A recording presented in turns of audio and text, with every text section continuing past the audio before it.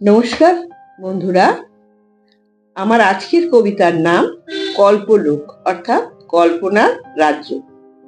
কবিতাটি পাঠ করার আগে আমি কবিতার পটভূমি হিসাবে খুব অল্প কথা বলবো, যেটা আমার একান্তই নিজের অনুভূতি। এখনকার শিশুরা অনেক স্মার্ট, চলনে বলনে অনেক পটু, অনেক বিষয় তারা জানে, কিন্তু বড্ড বেশি আত্মকেন্দ্রিক, অনুভূতিহীন। তাদের মনে জানার ইচ্ছা কম, বলার ইচ্ছা বেশি। কোনো কিছু পাওয়ার মধ্যে তারা আনন্দ পায় না, কেমন যেন যন্ত্র মানব। কিন্তু মানবতা, ভালোবাসা, একে অপরের প্রতি সহানুভূতি, এগুলো না থাকলে একটা শিশু তো কখনোই পরিপূর্ণ মানুষ বা সুনাগরিক হতে পারবে না।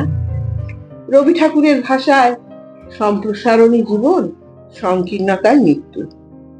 এই সংকীর্ণতা পাওয়ার মধ্যে কোনো আনন্দ না পাওয়া, এই সবই যেন কেড়ে নিচ্ছে আমাদের এই মুঠোফোন। এবার আমি আমার কবিতাটি পাঠ করি। কল্পলোক। শিশুদের আর আগের মতো সব বিষয়ে জিজ্ঞাসা নাই, থাকবে কেন? সব উত্তর দিচ্ছে দিয়ে ফোনের এআই।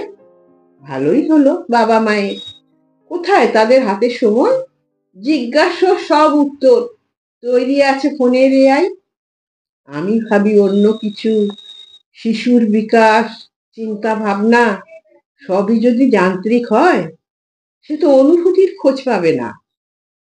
তারায় ভরা মুক্ত আকাশ, সবুজ ঘেরা খেলার মাঠ, পাখির ঝাঁকের নিড়ে ফেরা, অনুভূতি শিশুর থাক।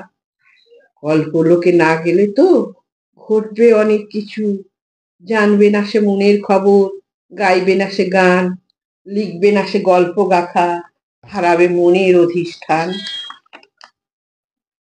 রবি ঠাকুর আর নজরুল কল্পযানে চড়ে তারা লিখে গেছেন কত কিছু, বিশ্ব পেল সুধাধারা।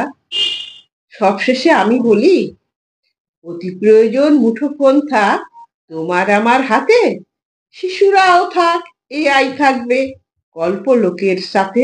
নমস্কার।